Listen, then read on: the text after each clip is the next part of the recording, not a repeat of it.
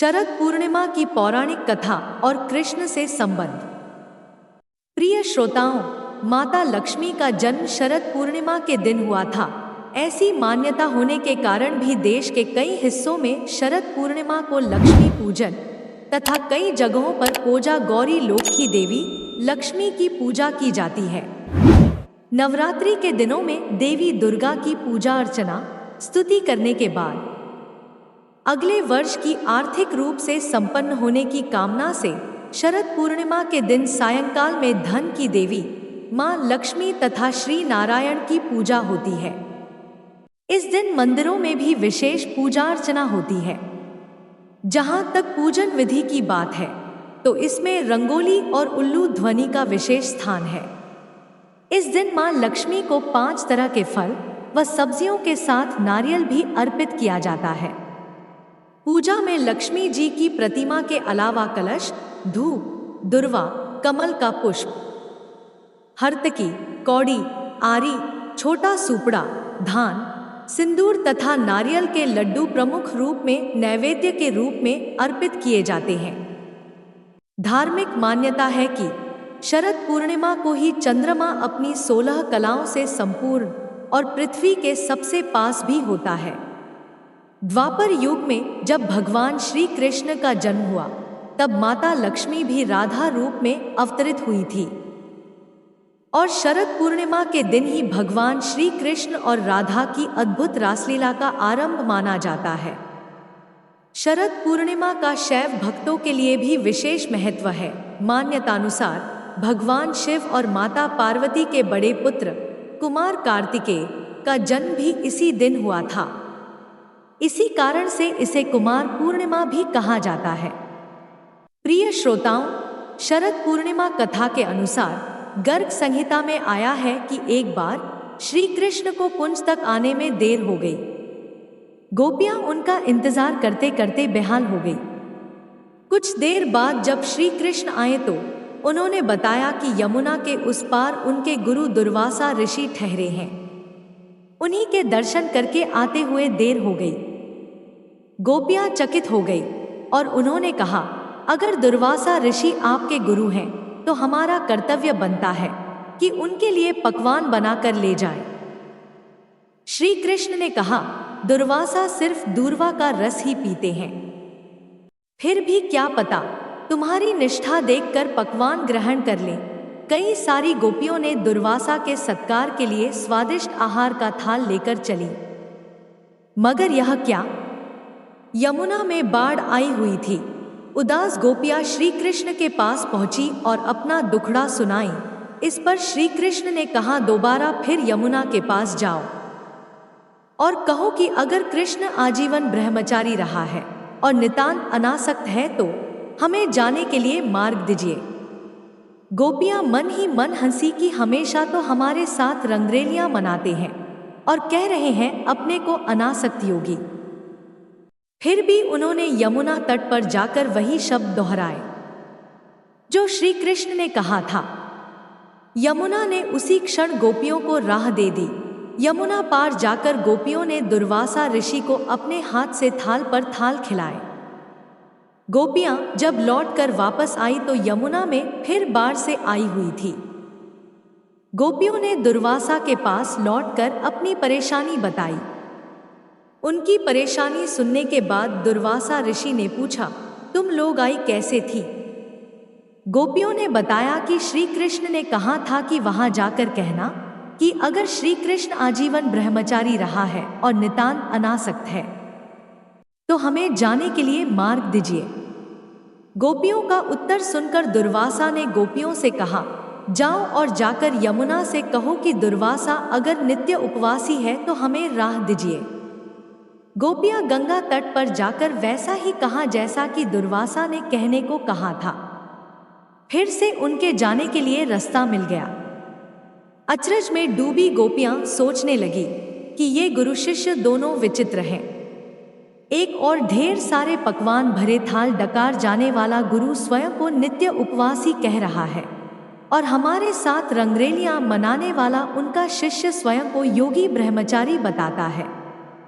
प्रिय श्रोताओं, गोपियां नादान है।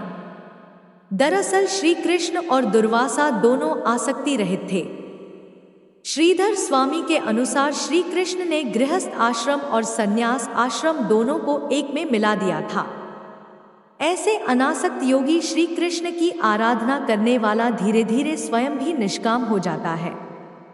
कर्म वो भी करता है मगर नितांत अनासक्त भाव से।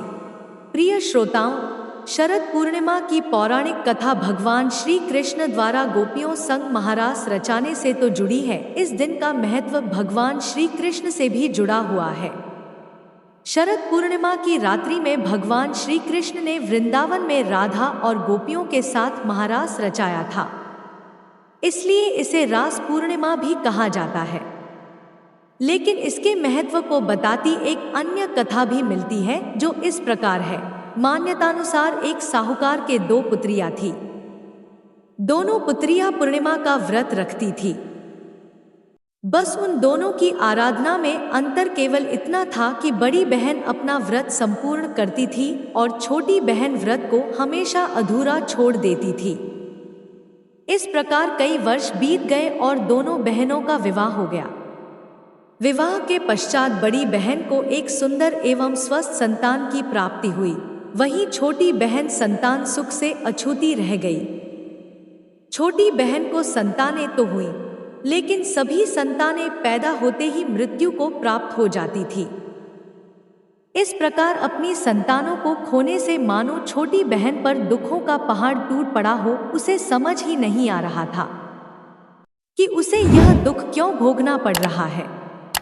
अपने इस प्रश्न के उत्तर की खोज में वह अपने पति के साथ एक ऋषि के पास पहुंच गई और उनसे बोली कि हे मुनिवर, मैंने ऐसा क्या पाप किया है जिसके कारण मैं इतने समय से संतान सुख से वंचित हूँ। इस प्रश्न के उत्तर में ऋषि मुनि बोले, हे पुत्री, तुमने शरद पूर्णिमा का व्रत तो किया, लेकिन कभी उसे विधि विधान से पूर्ण नहीं किया और इसी के कारण तुम्हें यह कष्ट भोगने पड़ रहे हैं। इसके बाद छोटी बहन को अपनी गलती का एहसास हुआ और वह बोली, मुझसे जाने अनजाने में बहुत बड़ा पाप हो गया है। मुनिवर, आप कृपया कर मुझे इस भूल को सुधारने का कोई उपाय बताएं। मैं सदा इसके लिए आपकी आभारी रहूंगी। ऋषि मुनि को उस पर दया आ गई और उन्होंने छोटी बहन को विधि पूर्वक शरद पूर्णिमा का व्रत करने के लिए कहा और बताया कि इस व्रत के पुण्य फल से ही उसे अपने कष्टों से मुक्ति मिल सकती है। छोटी बहन ने आखिरकार शरद पूर्णिमा का व्रत विधि विधान से पूर्ण किया और इसके परिणामस्वरूप उसे पुत्र रत्न की भी प्राप्ति हुई। लेकिन भाग्य का खेल देखिए, यह संतान भी ज्यादा दिनों तक जीवित नहीं रह पाई।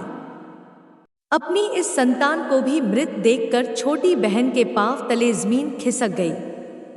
लेकिन इस बार उसे लगा कि शायद से उसकी बड़ी बहन के पुण्यफल उसके पुत्र के प्राण वापस लौटा दें, और ऐसा सोचकर उसने अपनी संतान को एक पटरे पर चादर से ढककर लिटा दिया और अपनी बड़ी बहन को घर पर बुला लिया।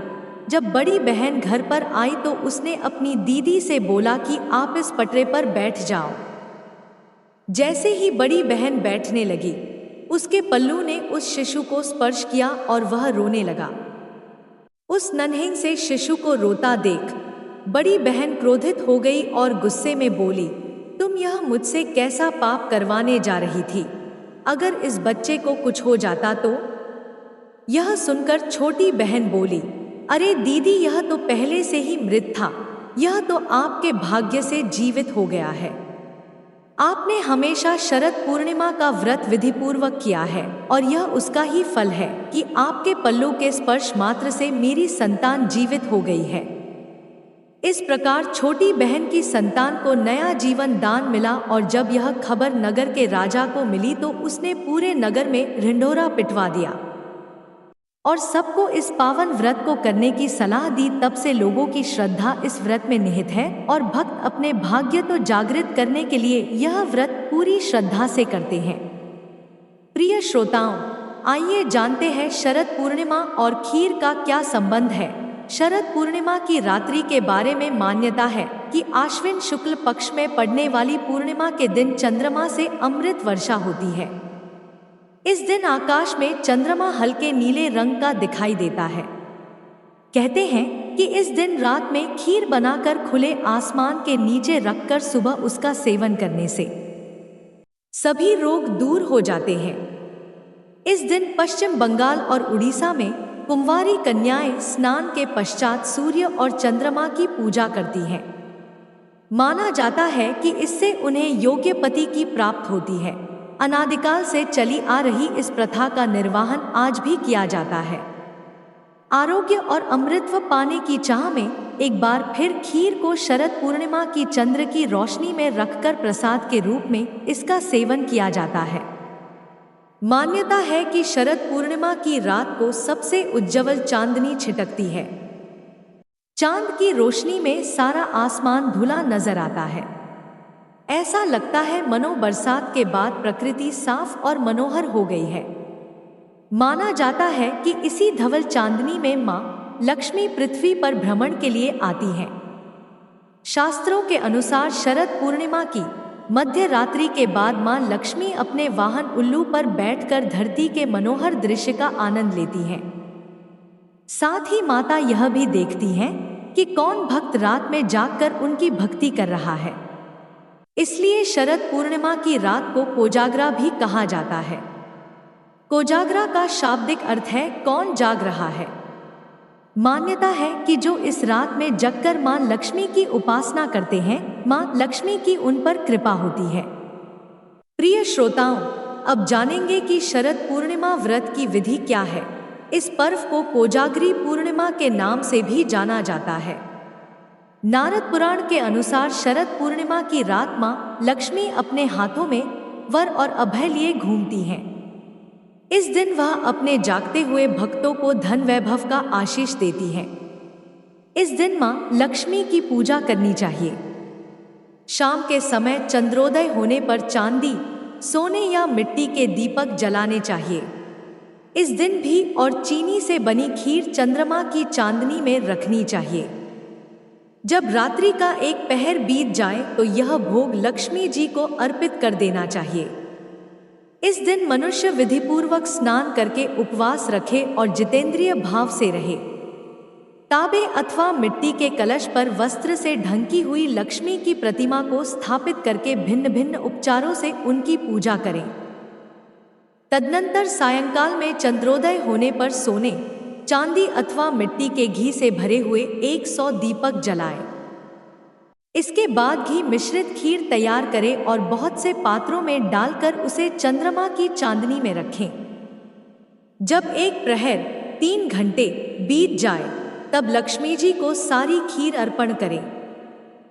तत्पश्चात भक्तिपूर्वक सात्विक ब्राह्मणों को इस प्रसाद रूपी खीर का भोजन कराएं और उनके साथ ही मांगलिक गीत गाकर तथा मंगलमय कार्य करते हुए रात्रि जागरण करें।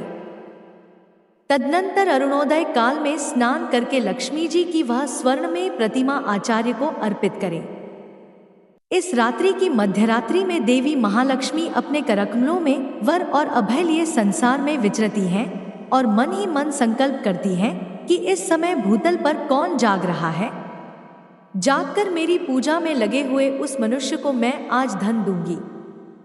इस प्रकार प्रतिवर्ष किया जाने वाला यह कोजागर व्रत लक्ष्मी जी को संतुष्ट करने वाला है।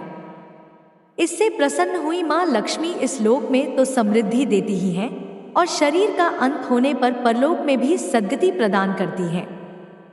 ऐसी मान्यता है कि माता लक्ष्मी का जन्म शरद पूर्णिमा के दिन हुआ था।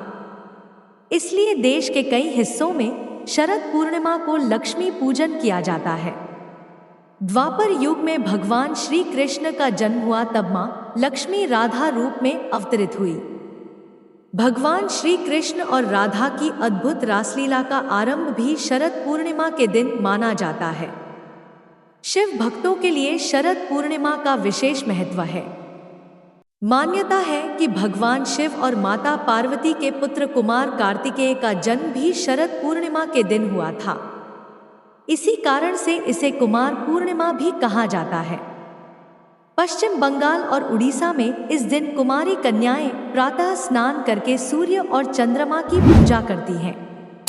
माना जाता है कि इससे योग्य पति प्राप्त होता है। बोलिए वृंदावन बिहारी लाल की जय। जय जय श्री राधे। श्री राधा कृष्ण की कृपा से आपका दिन मंगलमय हो। श्री कृष्ण शरणम मम।